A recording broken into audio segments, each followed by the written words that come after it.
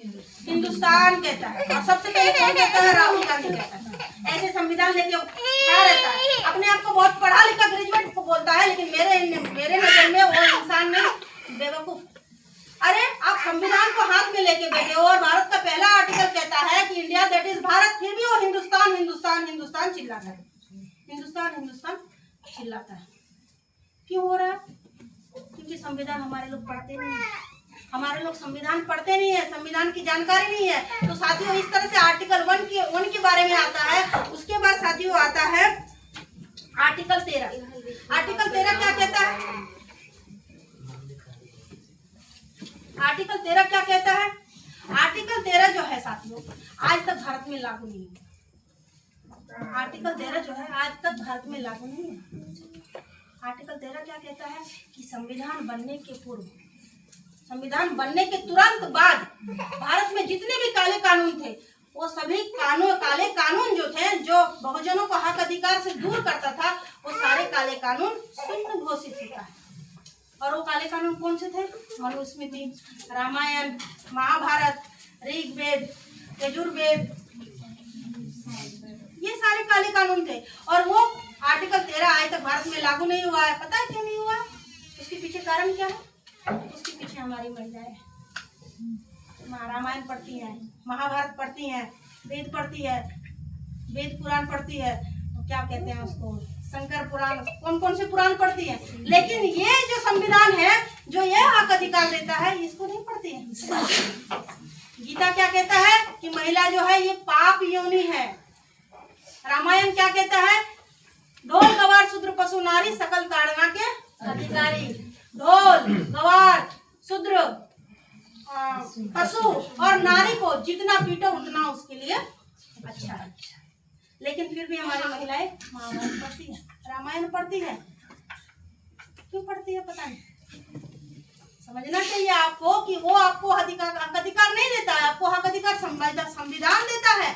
तो इस तरह से साथियों आर्टिकल 13 क्या कहता है कि संविधान बनने के पूर्व जितने भी काले कानून थे, वो काले कानून शून्य घोषित होते हैं। फिर आता है साथियों आर्टिकल 14, इक्वलिटी फॉर लॉ, सभी को एक समान हक अधिकार मिलना चाहिए। उसके बाद साथियों इस तरह से बहुत सारे आर्टिकल्स हैं। आर्टिकल 15 है, मतलब किसी को भी लिंग के आधार पर, रंग के आधार पर, उसके जाति के आधार पर कोई किसी के ऊपर नहीं कर सकता है, उसके साथ भेदभाव नहीं कर सकता है। फिर आता है 16 का, जिसमें शिक्षा का आपका हक दिया गया। उसके बाद साथियों ऐसे बहुत सारे 395 आर्टिकल्स है, एक दिन में वो तो बता नहीं सकती हूँ। सबसे महत्वपूर्ण वो आर्टिकल है जिसका नाम है आर्टिकल 19।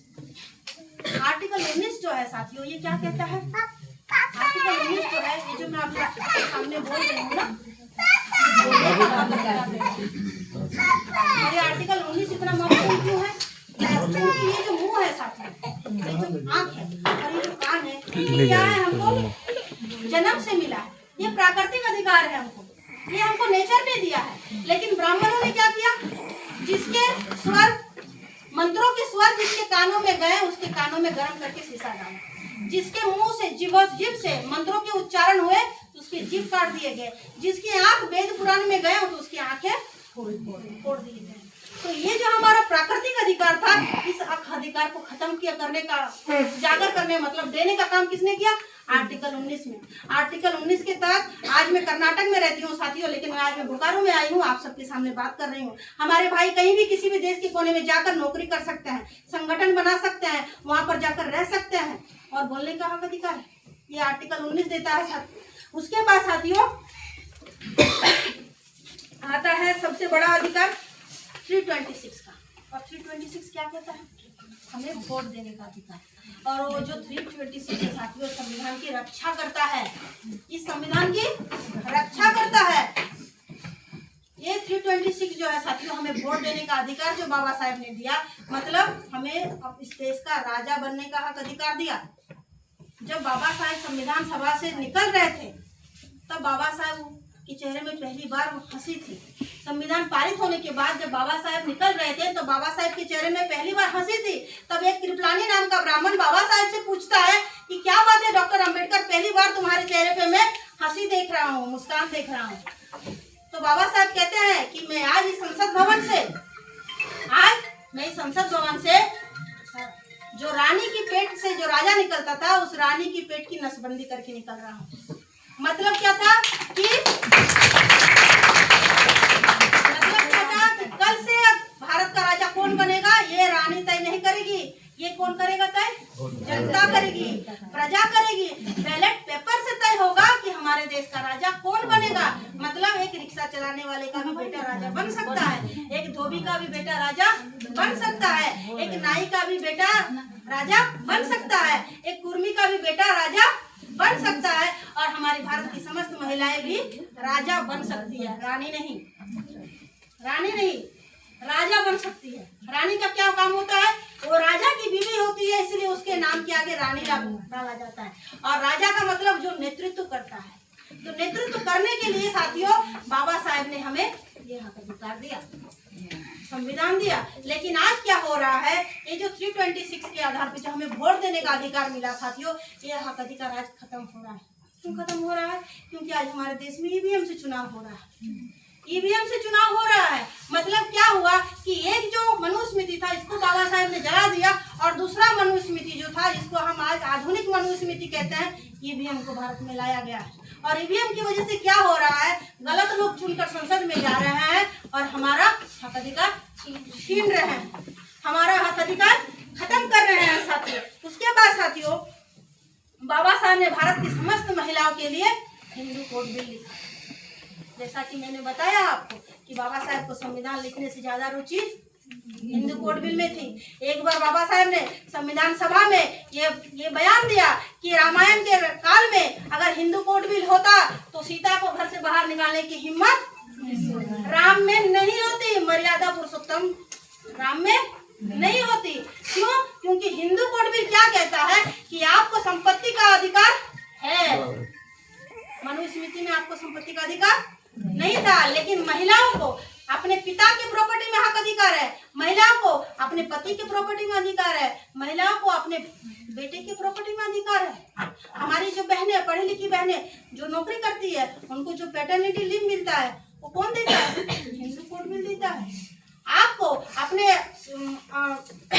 अपने इच्छा के साथ आपको अपने पति चुनने का, आपको अपनी इच्छा से तलाक लेने का हक अधिकार कौन देता है? हिंदू कोड बिल देता है। आपको अपनी मर्जी से बच्चा गोद लेने का हक अधिकार कौन देता है? हिंदू कोड बिल देता है। आपकी उम्र 18 साल हो ये तय कौन करता है? हिंदू कोड बिल देता है। मतलब बाबा साहब ने संविधान में भी तो महिलाओं को अधिकार दिया और उसके साथ साथ हिंदू कोड बिल में दिया। क्यों दिया? दो अधिकार दिए बाबा साहब ने, दो दुगना अधिकार दिया है। क्यों? क्योंकि उस समय महिलाएं दुगनी तौर पे गुलाम थी। पहला उस व्यवस्था की और दूसरा हमारे समाज की पुरुषों की। इसीलिए बाबा साहब ने हमें दो अधिकार दिए हैं। और हमारी महिलाएं हिंदू कोड बिल के बारे में नहीं पढ़ती हैं, उनको जानकारी नहीं है। तो साथियों इस तरह से बाबा साहब ने जो संविधान दिया साथियों, और उससे क्या होता है कि बाबा साहब ने जो हमारे धर्म परिवर्तन किए हुए लोग, जिसमें से सिख, लिंगायत, जैन, बुद्धिस्ट, क्रिश्चियन, ये जो हमारे ही लोग थे साथियों, इनको आर्टिकल 25 से लेकर आर्टिकल 30 तक बाबा साहब ने दिया। क्यों दिया? क्योंकि ये लोग बाहर से नहीं आए हुए थे। इन लोगों ने हिंदू धर्म को लात मारा, और लात मारकर जिस धर्म में उनको समानता मिली, जिस धर्म में उनको हक अधिकार मिला, जिस धर्म में उनको सम्मान मिला, उस धर्म को अपनाया। और ये धर्म परिवर्तन किए हुए लोग बाहर के नहीं थे, हमारे ही देश के लोग थे, और उनको बाबा साहब ने हक अधिकार दिया। उसके बाद साथियों संविधान सभा से संविधान बनने के बाद 3 वर्णों का निर्माण होता है। 3 वर्णों का निर्माण होता है। पहला कौन है? विद्यार्थी वर्ग। दूसरा कौन है? बोलिए दूसरा कौन है? युवा अवस्था। दूसरा कौन है? कर्मचारी वर्ग। और तीसरा है नेता वर्ग। पहले विद्यार्थी बना, फिर कर्मचारी बना, तब ना नेता बना। ये 3 वर्गों का निर्माण हुआ। संविधान बनने से पहले हमारे समाज का एक भी आदमी सरकारी नौकरी नहीं करता था, लेकिन संविधान बनने के बाद हमारे 50 लाख से ज्यादा कर्मचारी हमारे समाज के लोग हैं, SC, ST, OBC और माइनॉरिटी समाज के लोग हैं। लेकिन आज ये तीनों वर्णों के लोग जो है साथियों क्या कर रहे हैं, इसके बारे में भी आपको जानना चाहिए। 9 अगस्त 2018 को संविधान को दिल्ली के जंतर मंतर में 11 ब्राह्मणों ने जलाया, मीडिया के सामने, पुलिस के सामने। लेकिन लेकिन किसी ने भी आवाज नहीं उठाया। ये जो 3 वर्गों का निर्माण हुआ साथियों, विद्यार्थियों का, कर्मचारियों का, नेताओं का, इन तीनों वर्गों ने कोई आवाज नहीं उठाया। संविधान की वजह से इन 3 वर्गों का निर्माण हुआ, लेकिन इन तीनों ने आवाज नहीं उठाया। और भारत की जो 50% महिलाएं हैं, जिनकी संख्या भारत में 50% है, उन्होंने भी आवाज नहीं उठाया। आवाज नहीं उठाया तो क्या हुआ? आज संविधान खत्म होने के कगार पर है। हमारे लोग क्या कहते हैं? संविधान को हाथ लगाया तो उसके हाथ काट देंगे। संविधान में संविधान क्या कहता है? इस देश में बैलेट पेपर से चुनाव होना चाहिए, ईवीएम से चुनाव हो रहा है। संविधान क्या कहता है कि कोई भी कोई भी सरकारी संस्थान है उसको बेचा नहीं जा सकता, लेकिन पूरा देश आज प्राइवेटाइजेशन की तरफ बेच चुका है। संविधान क्या कहता है कि सबको एक समान शिक्षा मिलनी चाहिए। शिक्षा मिलती है सबको एक समान? नहीं मिलती। संविधान क्या कहता है कि भारत की महिलाओं को सम्मान मिलना चाहिए, सुरक्षा मिलना चाहिए। हमारे देश में महिलाएं सुरक्षित है? आपको जानना चाहिए, विदेशों में यह कानून बनाया गया है कि भारत में कोई भी विदेशी महिला अकेली ना जाए। क्यों? क्योंकि दुनिया के सामने यह रूप निर्माण हुआ है कि भारत देश जो है ये सबसे ज्यादा खतरनाक देश महिलाओं के लिए बन गया है। सबसे ज्यादा खतरनाक देश बन चुका है महिलाओं के लिए। जिस देश को मातृ प्रधान देश कहा जाता था, बाबा साहब ने कहा था ना, वहाँ लिखा है कि मैं किसी समाज की उन्नति को उस समाज की महिलाओं की उन्नति में मापता हूँ। आज हमारे देश में महिलाओं की क्या दुर्गति है, आपको पता है? मणिपुर में हमारी बहन बेटियों को नंगा घुमाया गया, देखा आपने? और वो कोई आम महिला नहीं थी। उनके पति आर्मी में काम करते थे, देश की रक्षा करते थे, और उनके घर की महिलाओं को निर्वस्त्र करके सड़कों पर घुमाया गया, फिर उनकी हत्या कर दी गई। लेकिन भारत की किसी भी बेटी ने आवाज उठाया? भारत की बेटी को तो छोड़िए, हमारे देश की राष्ट्रपति द्रौपदी मुर्मू उसी समाज से आती है, आदिवासी समाज से आती है, उन्होंने भी आवाज नहीं उठाया। क्यों नहीं उठाया? क्यों नहीं उठाया? क्योंकि उनको सिर्फ पोजीशन मिला है, पावर नहीं मिला है। संविधान जो है साथियों, सौंपते समय बाबा साहब ने क्या कहा था कि संविधान कितना भी गलत क्यों ना हो, लेकिन उसको चलाने वाले लोग अगर सही हो तो वो सही जाएगा। लेकिन संविधान को चलाने वाले लोग जो है साथियों, वो सही तरीके से संविधान को नहीं चला रहे हैं। इसीलिए आज देश में सबसे ज्यादा खतरनाक अगर कोई है तो महिला है। महिला है साथियों। इतनी ज्यादा हमारे देश में महिलाएं का जो रिपोर्ट है साथियों, सरकारी आंकड़े जो है, उसके तहत हर 1 मिनट में एक महिला हमारे देश से गायब हो रही है। हर 1 मिनट में एक महिला के साथ बलात्कार हो रहा है। हर 1 मिनट में एक महिला को जिंदा दहेज के नाम पे जलाया जा रहा है। हर 1 मिनट में एक छोटी सी बच्ची के साथ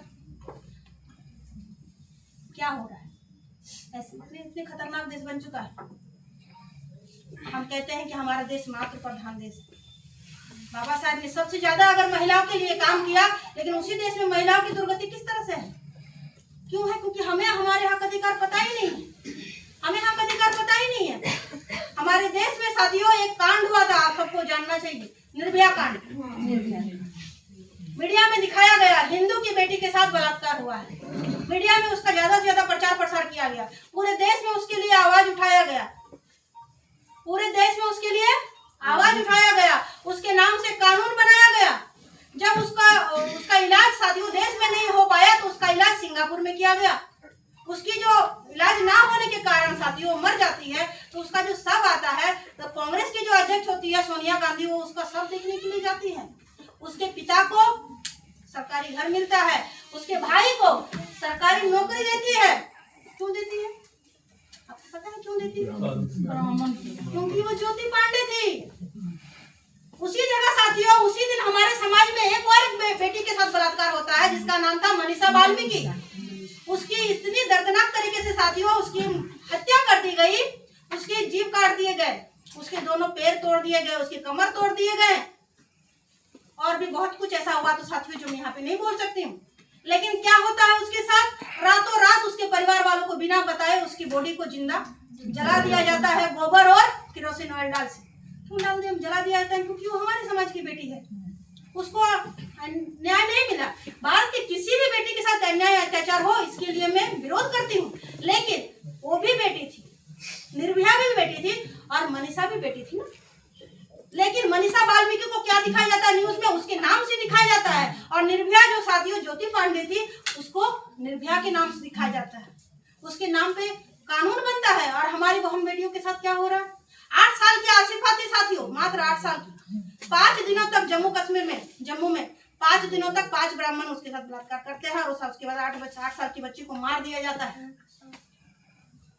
हमारे देश में साथियों हमारी एक मुस्लिम बहन थी जिसका नाम था बिल्किस बानो, उसके सामने साथियों उसके पूरे परिवार को मार दिया जाता है। उसकी 2 साल की बच्ची को सर फोड़ के मार दिया जाता है और 18 लोग उसके साथ अन्याय अत्याचार करते हैं।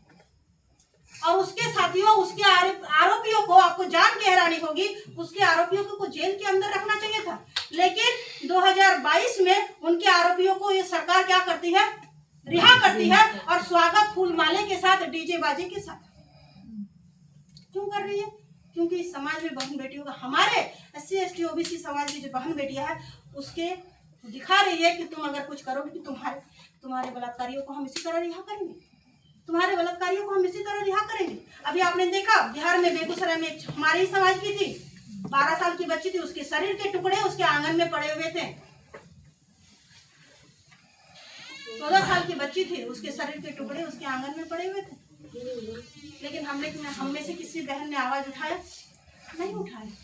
क्यों नहीं उठाया? क्योंकि हमारे अंदर जो संवेदनशीलता होनी चाहिए कि ये बहन जो है हमारे समाज की है, ये जो बेटी है वो मेरे समाज की है, तो हमें इसके लिए आवाज उठाना चाहिए। सोचिए बाबा साहब ने कौन सा अलार्म लगाया होगा, राष्ट्रपिता ज्योतिबा फुले ने कौन सा अलार्म लगाया होगा कि ये अलार्म बजा तो उनको ये ज्ञात हुआ कि ये हमें ये काम करना चाहिए। उनके अंदर ये भावना उत्पन्न हुई कि ये समाज मेरा है, ये समाज मेरा है। इस समाज को जागृत करने का काम किसको करना है? मुझे करना है, मुझे करना है। बार बार हमारे महापुरुषों ने कहा है कि बेटियों आगे आओ, अपने हक अधिकार के लिए लड़ो, अपने समाज के लिए लड़ो, लेकिन ऐसा नहीं हो पा रहा है। इसीलिए साथियों बाबा साहब का जो आंदोलन था वो पूर्ण रूप से आज खत्म हो चुका था, खत्म हो गया है। इसीलिए साथियों 6 दिसंबर 1978 में 6 दिसंबर 1978 को साथियों बाबा साहब का जो कारवा था, उस कारवा को आगे बढ़ाने का ठेका, मतलब जिम्मेदारी के साथ मान्यवर काशीराम साहब, मान्यवर दीना भाना साहब ने और मान्यवर DK खापटे साहब ने उठाया। क्यों उठाया? क्योंकि बाबा साहब ने खुद ही कहा था कि मेरे नाम की जय जयकार मत करो, मेरा अधूरा रहा काम जो है उस काम को पूरा करने के लिए अपनी जान की बाजी लगा दो। तो इन तीनों महापुरुषों ने साथियों उसी दिन, जिस दिन बाबा साहब की हत्या हुई थी, उसी दिन साथियों बाबा साहब का जो अधूरा काम था, उस अधूरे काम को पूरा करने का बेड़ा अपने ऊपर उठाया और उन्होंने एक बामसेफ नाम का संगठन बनाया। उसी बामसेफ संगठन में साथियों हमारे मूल निवासी बहुजन समाज को जागृत करने का काम किया जा रहा है, उनके वास्तविक इतिहास को बताया जा रहा है। अभी से 10 साल पहले मैं भी आप सबके समान थी, मुझे भी मेरा वास्तविक इतिहास पता नहीं था, मुझे भी कोई नहीं जानता था। मैं सिर्फ किसी की बेटी थी, किसी की बहू थी, किसी की पत्नी थी और किसी की माँ थी। ये 4 नाम से लोग मुझे जानते थे। लेकिन जब मुझे पता चला साथियों कि मेरा जो समाज है, मेरा जो समाज का जो हमारा जो वास्तविक इतिहास है वो हमें बताया नहीं गया है, तो यह इतिहास जो साथियों हमें बामसेफ ने बताया। घर घर तक बामसेफ ने साथियों इस तरह से बहुजनों को हक अधिकार के बारे में बताया कि उनको वास्तविक इतिहास जो है आज सभी के सामने है। आज मैंने जो आपको सब कुछ जितना कुछ बताया साथियों ये बामसेफ ने बताया है। और ऐसे ही नहीं बताया बल्कि उन्होंने किताब छापे हैं, उन्होंने महापुरुषों का किताब छापा, हमारे महापुरुषों के, और महापुरुषों का जो इतिहास जो साथियों हम सभी से छिपाया गया था वो इतिहास हम सभी को बताया गया। और उस तरह से साथियों उसी का जो एक ऑफसेट विंग है, बामसेफ का ही एक विंग है साथियों, जिसका नाम है भारत मुक्ति मोर्चा महिला संघ। और उसी भारत मुक्ति मोर्चा महिला संघ में साथियों मैं राष्ट्रीय सोशल मीडिया इंचार्ज। हमारे देश में साथियों बहुजनों के साथ जो अन्याय अत्याचार होता है, जिसको छिपाया जाता है, जो मीडिया जो साथियों छुपा के रखती है, उस न्यूज को साथियों मैं न्यूज फेसबुक के माध्यम से, टेलीग्राम के माध्यम से, इंस्टाग्राम के माध्यम से, व्हाट्सएप के माध्यम से बहुजनों को बहु बेटियों को मैं बताती हूँ। और जो 50% की जो आबादी है साथियों, जिनको आज तक अंधेरे में रखा गया था, जिनके हक अधिकार उनको पता नहीं था, तो उन महिलाओं को आगे करने का काम, उन महिलाओं को जागृत करने का काम आज भारत मुक्ति मोर्चा महिला संघ कर रही है। आपको हमारे संगठन से जोड़ना ये हमारा उद्देश्य नहीं है। आपको क्या करना है, आपको आपके हक अधिकार के बारे में जानना चाहिए। क्यों? क्योंकि बाबा साहब क्या कहते थे कि सभी परिवर्तनों का मूल परिवर्तन क्या है? विचार परिवर्तन। जिस दिन आपके अंदर विचार परिवर्तन होगा, आप क्रांति करेंगे। क्रांति करेंगे तो आपको लड़ने के लिए भी तो कोई संगठन चाहिए ना। तो आज भारत में भारत मुक्ति मोर्चा महिला संघ इतना बड़ा संगठन बन चुका है, जिसमें SC, ST, OBC और माइनॉरिटी की महिलाएं पूर्ण रूप से अपने हक अधिकार के साथ, अपने सक्षम के साथ जागृत होकर आज जागृत करने का काम समाज में कर रही है, जागृत करने का काम कर रही है। तो मैं चाहूंगी साथियों कि आप सभी बहन बेटियां, जो आज सभी आप लोगों ने यहाँ पर जो भी बातें आपने सुना, मेरे माध्यम से आप सभी को मैंने आज जो कुछ भी बताया, तो वो बातें आप जाके समाज को बताएं। क्योंकि हमारी महिलाओं को बताया जाता है कि हम उनके पेट में कुछ पचता नहीं। जब तक वो 10 लोगों को बताएगी नहीं, तब तक उसका पेट भरता नहीं, मन भरता नहीं। तो आज जो भी आज आपको जानकारी मेरे माध्यम से, हमारी मैडम के माध्यम से आपको जो कुछ भी जानकारी मिलेगी, वो जानकारी आप समाज की महिलाओं को बताएं, उनको समाज जागृत करें, उनको बताएं कि आपका वास्तविक इतिहास आपसे छिपाया गया है।